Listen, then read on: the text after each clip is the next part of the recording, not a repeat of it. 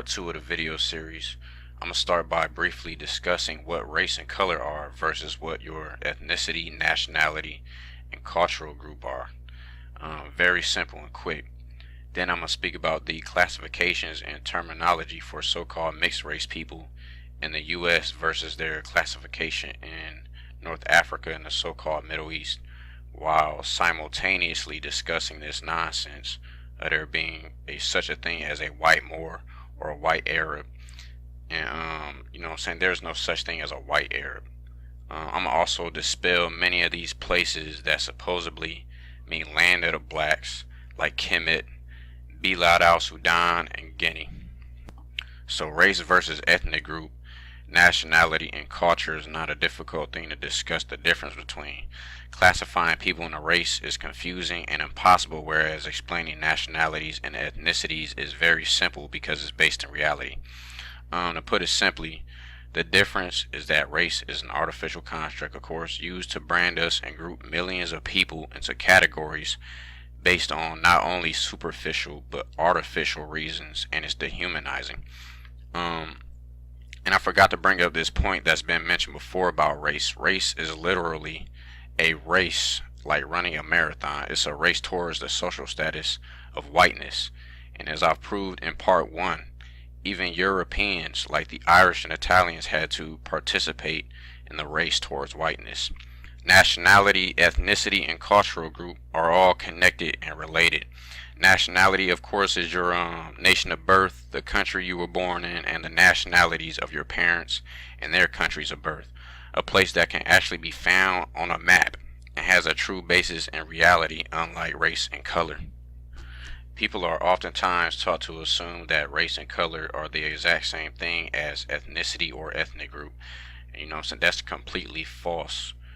Race and color are artificial and social constructs and social statuses. Your ethnic group is simply your cultural group and your heritage, your history, language, religious, spiritual, or soulful practices, customs, family origins, basically the things that make you a living being and is a true identity. Making the connection between nationality and ethnic or cultural group is simple. Anybody can do it with a simple Google search. For any country, no matter which continent it's on, will usually have multiple ethnic or cultural groups within it. Just type in a certain country and Google the number and names of the ethnic groups. The continent of Africa has 54 countries, and each of those 54 countries is a nationality. You can Google ethnicities of each of those 54 countries in Africa, and according to all of the research and studying I've done, there are over 2,000 different cultural and linguistic groups spread across Africa alone. For example, the ethnic groups of Kenya include the Maasai, the Kikuyu, the Luo, the Meru, and many more.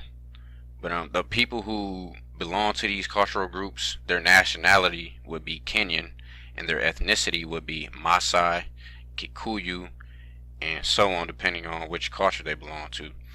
But also your ethnic group or your cultural group is a nation within itself. Cultural groups are nations within larger nations known as countries. China has around 56 ethnic groups. Each person's nationality would be Chinese, and their nationality will also be their cultural group, like the Han Chinese. It's simple to comprehend. And it's the same thing with the Australians and the Tasmanian Aboriginals, who also form themselves into hundreds of nations with their own languages and tribal boundaries. You can look up the map of their territorial and tribal locations. And of course we have the countless numbers of cultural groups and nations and tribes within North, Central, and South America.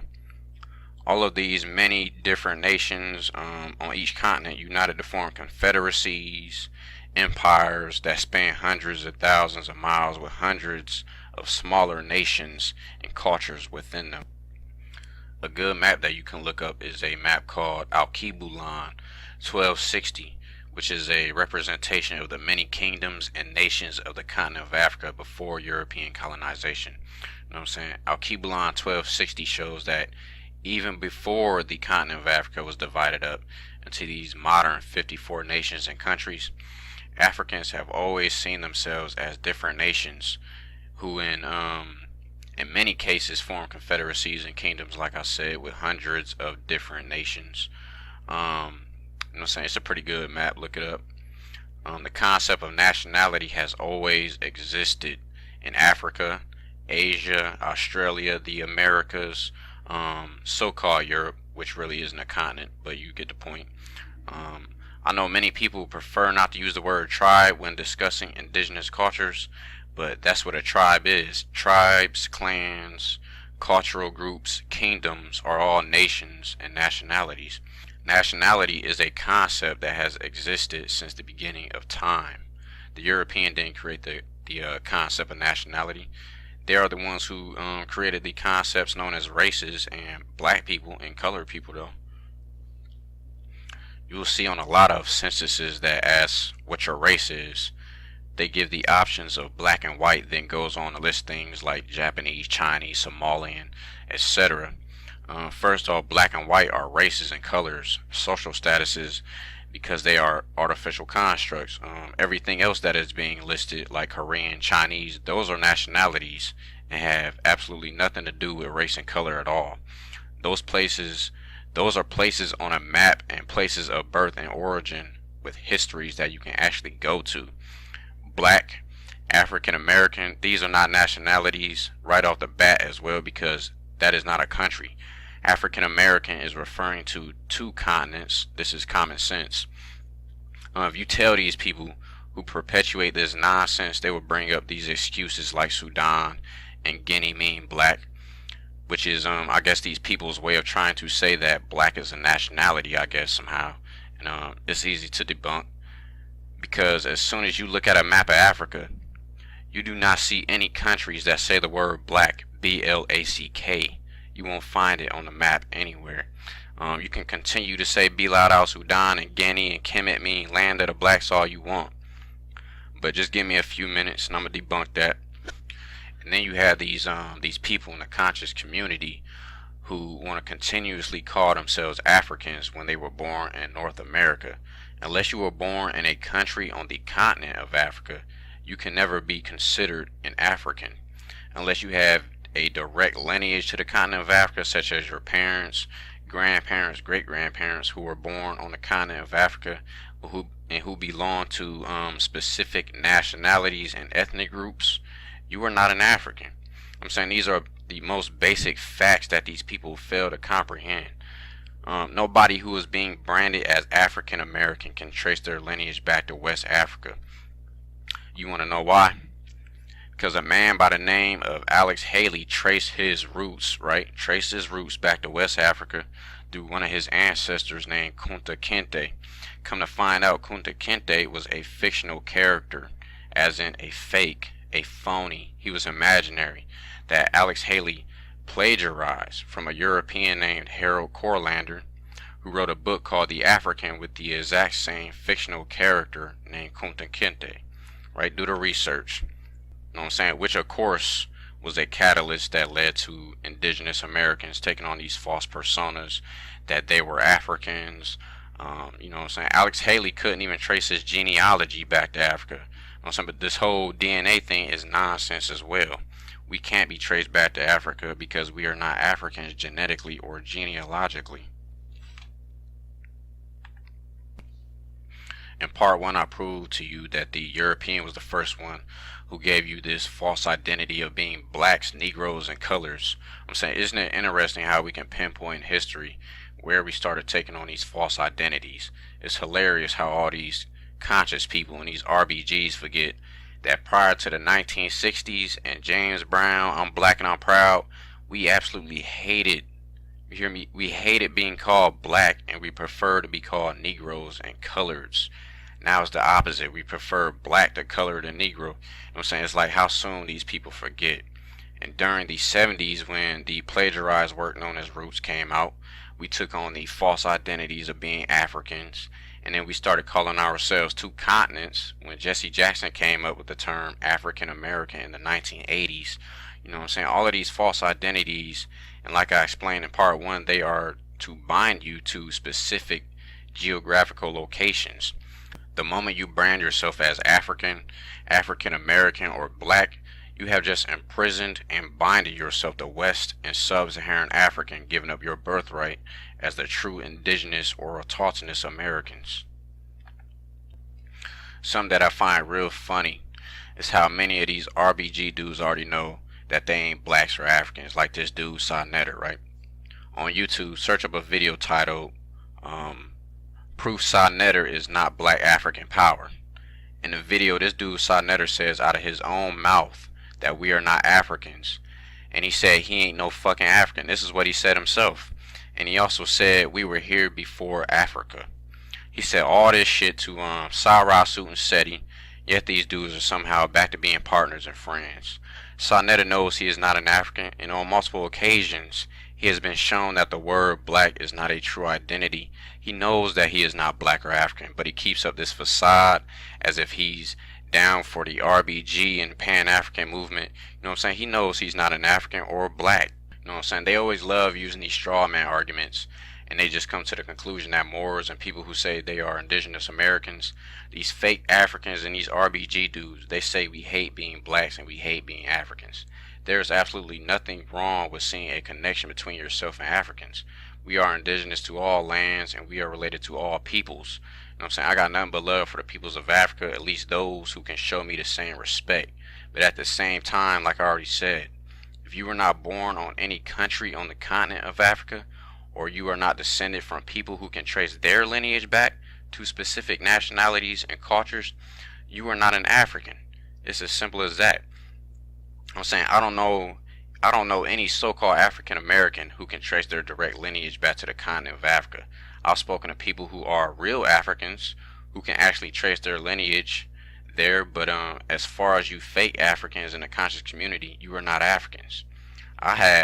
Me personally, I have confirmation from my own grandparents that our lineage can be traced back to indigenous American nations. My own mother, her mother told me this. My great-grandmother told my grandmother and my mother. I'm saying, and like I said, I'm going to speak about how DNA already says that we are indigenous Americans and how African American DNA is an absolute hoax. Alright, now I'm going to move on to the subject of classifying mixed race people.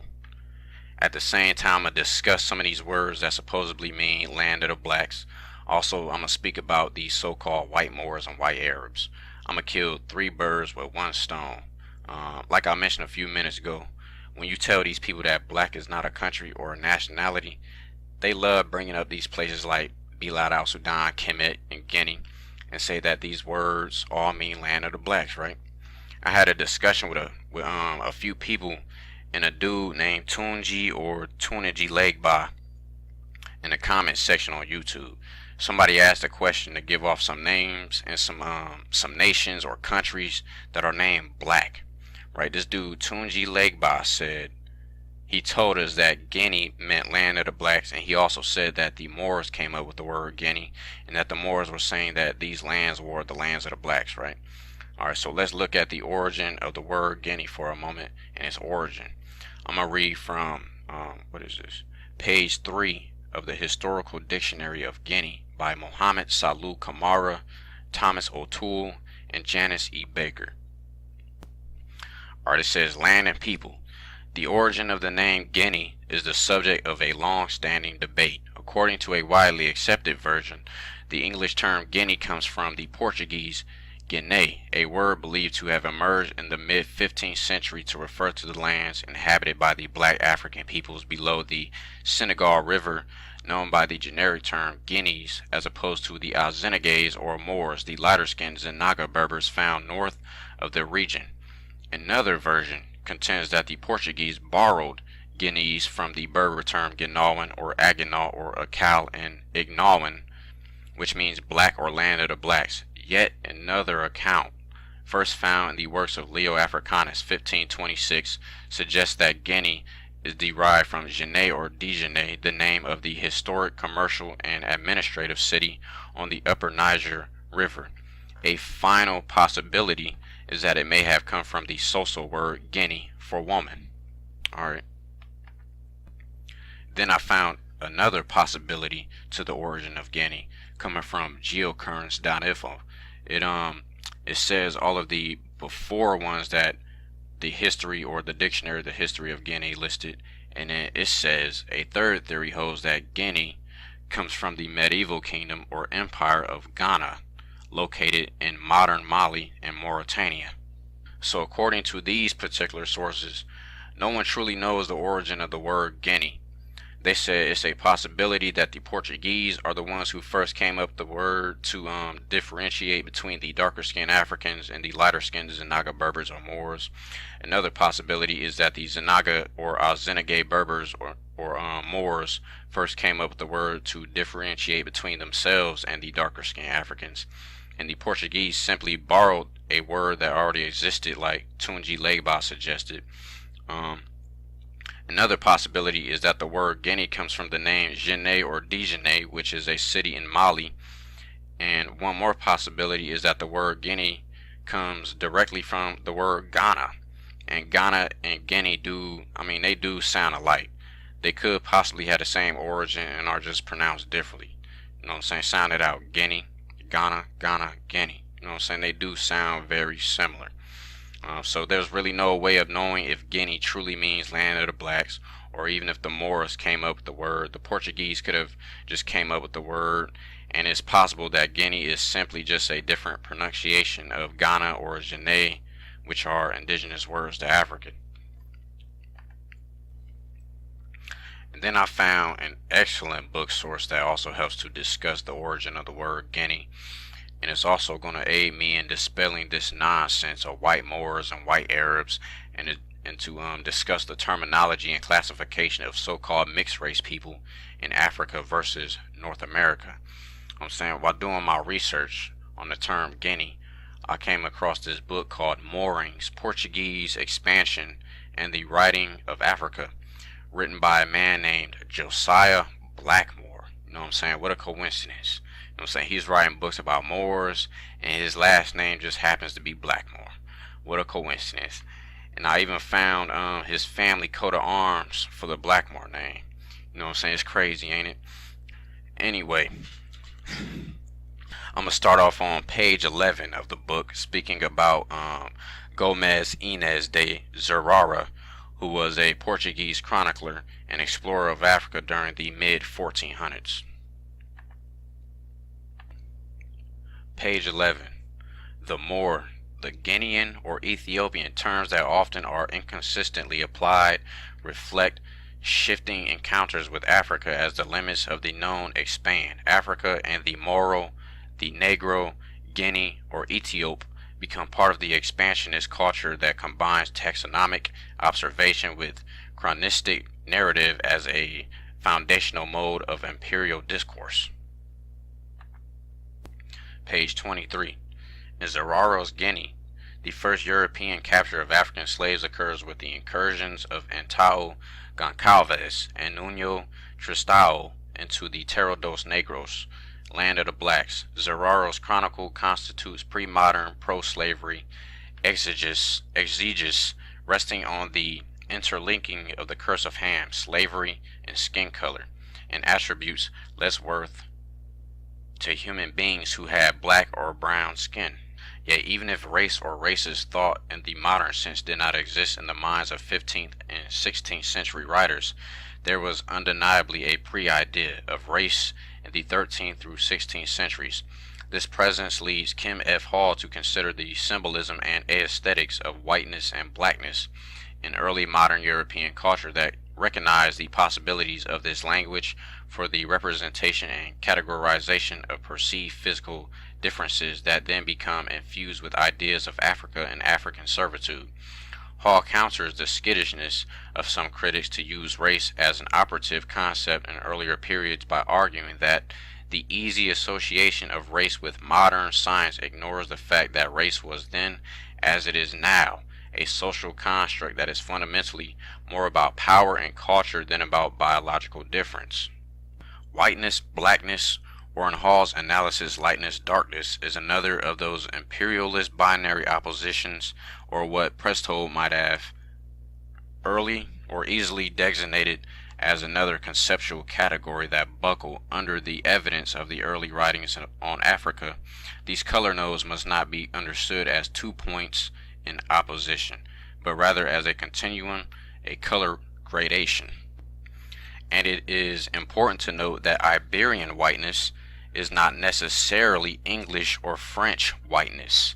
The sexual unions and marriages between Portuguese and Africans during the centuries of colonization produced varied forms of whiteness, as did the unions between Iberians and Moors since the 8th century, and to invoke a white-black binary distinction is often an idealizing gesture.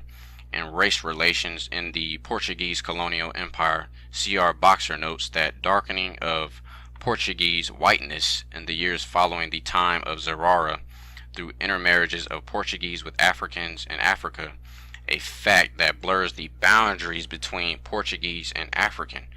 Blackness, as Lowe points out in the discussion of Zerara, proved a slippery concept for the dark-skinned Europeans who are aware of their own darkness was less than idea. Zerara's Guinea describes the new lands and populations of black Africans outside of Mauritania and Ethiopia that emerged into view as exploration, usually in the form of slaving raids, moved southward along the western shore.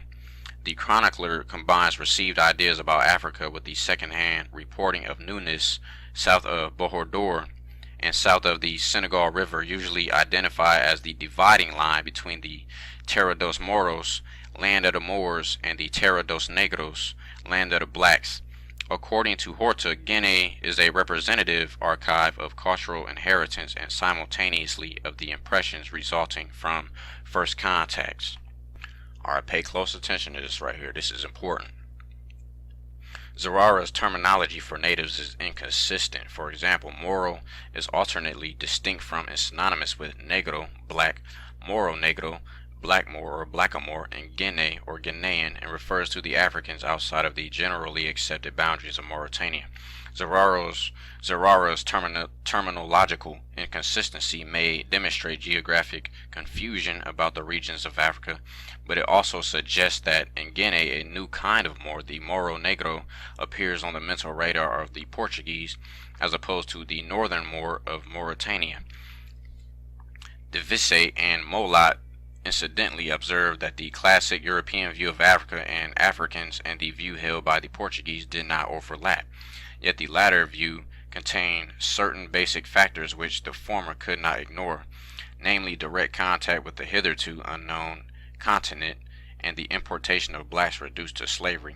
In addition to the Moro Negro, Zerara documents the existence of yet another kind of Moor, the Azenagai, modern Sanhanja, a designation that usually means the lighter-skinned Berber Moors who live on the coast as opposed to the populations living in the interior. Of interest here is Pereira's designation of two Ethiopias, Upper and Lower Ethiopia. Pereira's reiteration of this geographic divide solidifies certain notions about the distribution of Moors and the lands of the blacks for the 16th century, some of which notions originate in Zerara. Pereira's identifies Lower Ethiopia as Ethiopias de Guinea, Ethiopias of Guinea, that is, all African territories from the Senegal southward, and Upper Ethiopia as the most wealthy kingdoms of India. Pereira remarks that in this region a great multitude of new peoples and black men would be found, as in fact have been discovered from the time to our day, whose color and shape and way of life none who had not seen them could believe. The insistence on the newness of the peoples of Lower Ethiopia reinscribes the idea that Guinea marks an epistemological boundary, and beyond it lies a new world, a slight relocation southward of Zerara's boundary in the form of Cape Bohador, the end of knowledge and lore. The alliance between land divisions and skin color means that Moors, black Africans, Ethiopians, or Guineans function like monsters in that they mark geographic boundaries in the limits of the known and the familiar. Perhaps one of the most dramatic and off-sided instances of color differentiation occurs in Zararo's Guinea in what Lowe calls an unprecedented spectacle of blackness. The scene is the first documented slave market in August 1444 in the southern Portuguese town of Lagos. It was a marvelous thing to see. There were those among them of reasonable whiteness, appealing and in good form. Others were less white and appeared brown, and there were others that were as black as Ethiopians, so ugly in the face and body they appeared to those who looked on them to be the lowest hemisphere. Lahone, Black African Slaves, notes that the aesthetic judgment passed on the blackest African male here is derisive, a judgment, according to him, associated with the European fear of blackness. Yet even if we accept the negative racial evolution of blackness, it is important to note that this hierarchy is not a rigid stratification differentiating two poles of black and white, but rather a continuum. What Zararo's description of the slave market makes clear is the connectedness between black and white, so that the presumed and authoritative white I of the chronicler and of the conquistadorial we that regularly appears throughout the text, defined mostly as Christian, belongs to an Iberian or Mediterranean inflection of white, even if, following home, we allowed the term as accurate to describe the color of Southern Europeans' tales of distinctions. Horta similarly notes that the categories of Portuguese or white are not clear. Zararo's slave market presents the possibility of a somatic link between slave traders and slaves, between conquistadorial explorers and human booty. African darkness, Zararo implies, is not all that different from Portuguese whiteness. This darkness becomes uncomfortably proximate through the racial intermediary, the brown Pardo captive, who is neither entirely white nor entirely black. Brown is at once a color originating from Africa, such as the light-skinned Azenege Moors, as it is also one produced by expansion and the offspring of white Europeans and black Africans. Later, the most emblematic figure of this mixing in the culture of colonization is the child produced by the Lancado, or the European who married indigenous women and lived in Africa. Pay close attention to this. The children of such unions were often referred to as mulattoes. Silva maintains that, as opposed to the other European colonial practices, Portuguese colonists did not forcefully exclude or condemn interracial sex. Mulatto as a designation for someone with brown skin may in itself be pejorative if we accept the etymology of the word as a term originally used for a mule. In Zarara, the brown-skinned African, either the mulatto or the light-skinned native, is a third racial term that upsets the black-white opposition and notionally connects explorers to their captives. Zarara's description of the skin color of the captives admits this connection at the same time that it attempts to isolate brownness as a separate or discrete pigmentational category. Brownness in this taxonomic perspective functions as a buffer zone between white and black and allows a racial hierarchy to remain in place, however temporarily. The brown third term as a color that threatens to loosen the black-white distinction and construe Southern European whiteness relationally rather than absolutely precipitates Zarara's recourse to the aesthetics as an arbiter or moral categories if the fact of whiteness in itself is not corroborated by the natural world as an innate marker of European superiority. Then an aesthetical moral reading of the hues of humankind revealed by Africa rescues the European's natural authority over the African. Alright, I'm going to summarize everything I just read real quick. And from what I got from this particular source, the Portuguese were the first to actually start using the word Guinea to refer to these certain areas and locations, right? They were the first to refer to the darker skinned Africans living in those regions as Guineas as well. On page 23, it reiterates that the concept of race was always a creation of the European as an artificial construct with the only purpose is to classify human beings into a hierarchy of social status and has no basis in reality, nor is race a biological reality. On page 24, he says that Iberian whiteness is not necessarily English or French whiteness, which further illustrates the confusion of what a white person truly is. And he speaks about how there are so-called varying levels of whiteness due to the centuries of Moors marrying and procreating with Europeans and creating darker-skinned Europeans in Southern Europe who are well aware that they are mixed with the blood of Moors. I'm saying they are the result of Moors like Othello being in Europe for centuries. Zerara in the Portuguese use the words negro, moro negro, which is black Moor or blackamoor if translated into English, of course, and the word Guinea all as synonyms to refer to the darker skinned Moors. And Zerara says that there is also another kind of Moor who are lighter skinned and known as the Azanage. Remember them? So what I'm seeing again is that the Europeans are the first to make these distinctions between the darker skinned and lighter skinned Moors. On page 27, Josiah Blackmore says the Moors, black Africans, Ethiopians, and Guineans are like monsters who function like geographical boundaries to the European and separates the European from the known and the unknown parts of Africa.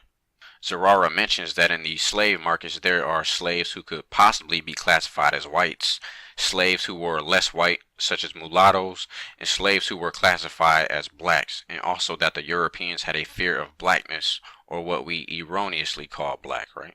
On page 29, he speaks about the brown or Pardo Moors who are neither black or white, and that the brown Moors are either indigenous Africans who were already brown from the start, or the offspring of indigenous Africans procreating with Lancados who are Europeans. And if you do your research on what a Lancado is, they basically were the Europeans who grafted or implanted themselves into African nations by marrying indigenous women, and Tangomas who were completely Africanized and grafted into the cultures, and Luso-Africans who were the children of Lancados and indigenous women. The author mentions that the term mulatto was also used to refer to these children, the Pardos, and that the term mulatto was originally used for a mule, which is the offspring of a male donkey and a female horse. He also mentions that this third racial category of mulatto disrupts the opposition between black and white. I'm going to be reading one more source from Josiah Blackmore, and keep in mind everything I just read from Mooring's Portuguese expansion in the writing of Africa. I'm going to read from Josiah Blackmore's Imaging the Moor, page 29. While the name Mauritania meant properly the former Roman provinces Mauritania, Caesarensis, and Mauritania Tigentanus, corresponding to the present western Algeria and northeastern Morocco, Latin writers sometimes used it not only to cover all North Africa but also the whole of the African continent, as far as the equator, beyond which geographical knowledge did not then extend. Pay attention. From this it followed that there were black as well as white Maori or Moors. Alright, so remember everything I just read from Mooring's Portuguese expansion in the writing of Africa, and everything I just covered in part 1 about race and social status. I'm saying if you've been following along, you will realize that there is no such thing as a white Moor or Arab, nor is there such a thing as a black Moor or a black Arab, simply because there is no such thing as a black or white person to begin with. These are simply the Europeans' attempts to make distinctions between those who are darker skinned and indigenous and those who have various levels of admixture. These so-called white Moors and Arabs are in reality people who are quote-unquote biracial, mulattoes, quadroons, octoroons, and quintroons. I'm saying these are not pure-blooded Europeans. They are the result of centuries and centuries of indigenous Moors of Africa and the so-called Middle East procreating with Europeans.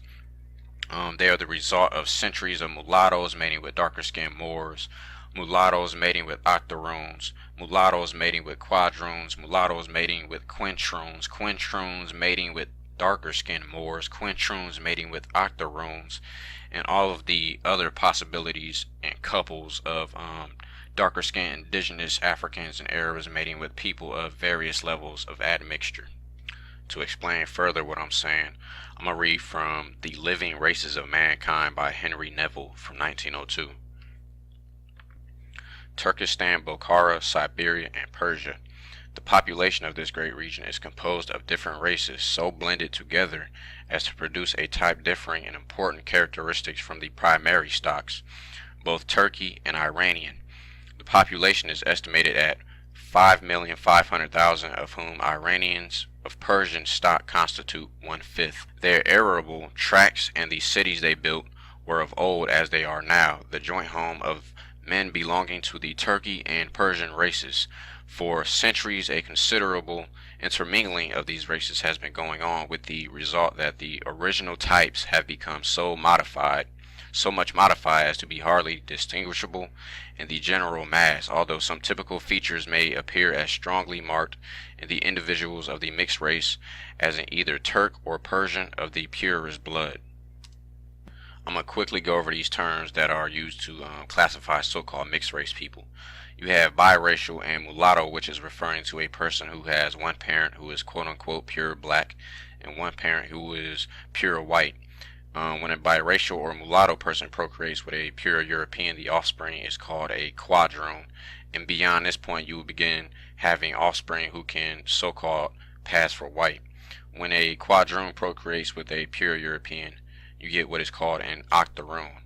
And then when an octoroon procreates with a pure European, you get what is called a quintroon, who will have absolutely no trouble passing for white.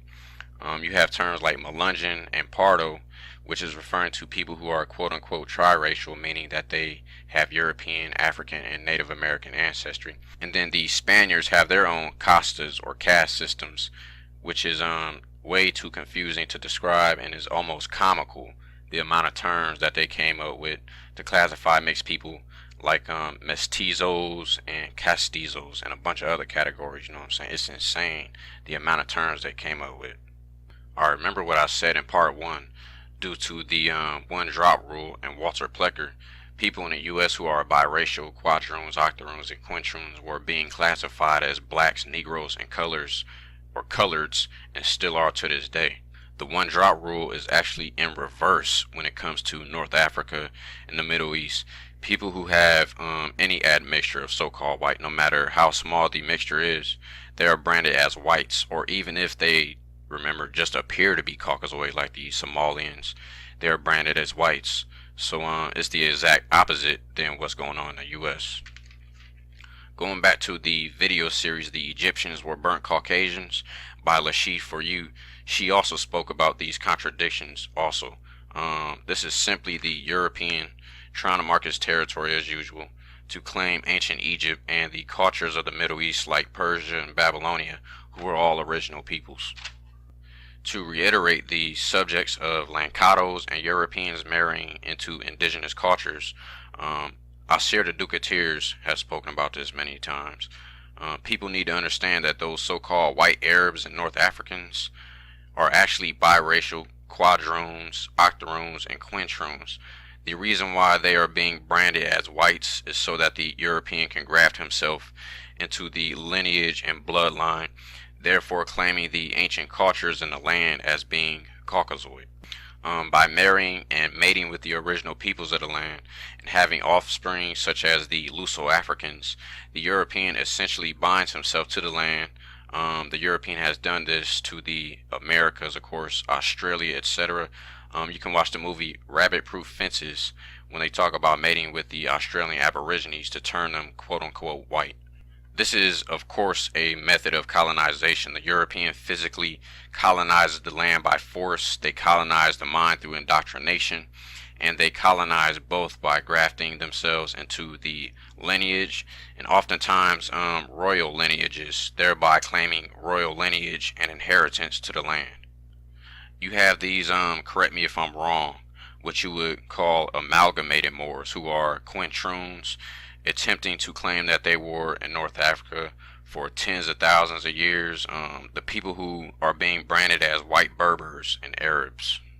Look up the word Bilad al-Barbar, which was an ancient name for Somalia, and there's even a city still named Berbera in Somalia.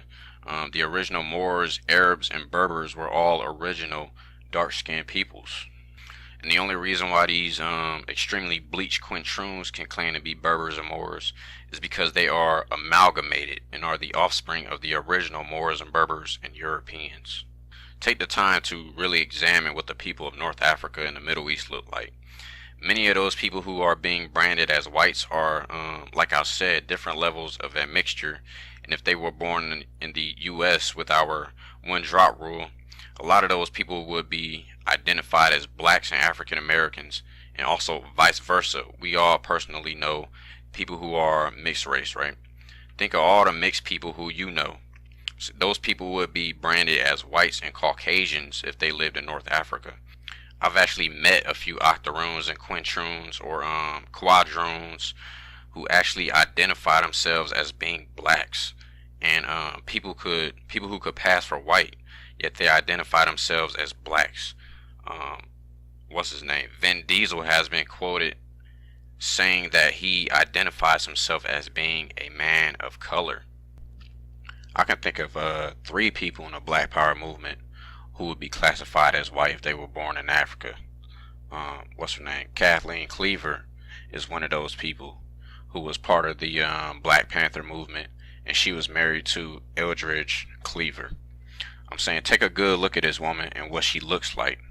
There's absolutely no way she would be able to pass for so-called black if she was born in Africa under those systems of social hierarchy.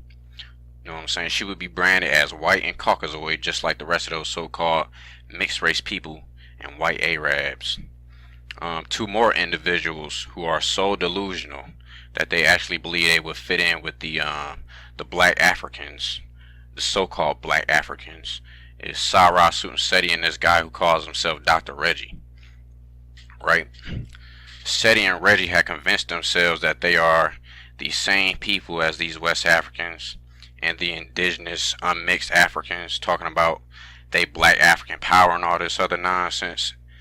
And these dudes don't even realize they would be classified as whites and would be living amongst these so-called white peckerwood, low-life the Arabs they love talking about so much. You know what I'm saying? Someone remind these dudes to look in the mirror, because they would never fit into West African culture looking the way they do, all bleached up and pale. You know what I'm saying? These dudes need to stop fooling themselves into believing they are real Africans when they are nothing more than fake Africans.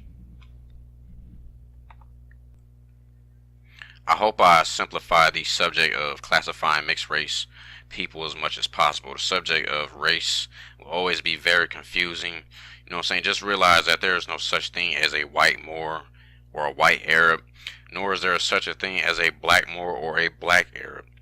There are Moors who are original and indigenous. There are Moors with varying levels of admixture. Then there are amalgamated Moors, Moors and Arabs who have very little indigenous or original genetics left in them. With that, I'm going to end part 2, and in part 3, I'm going to discuss the true definition of black and the basic psychology of why people still use that word. And thanks for watching. Peace.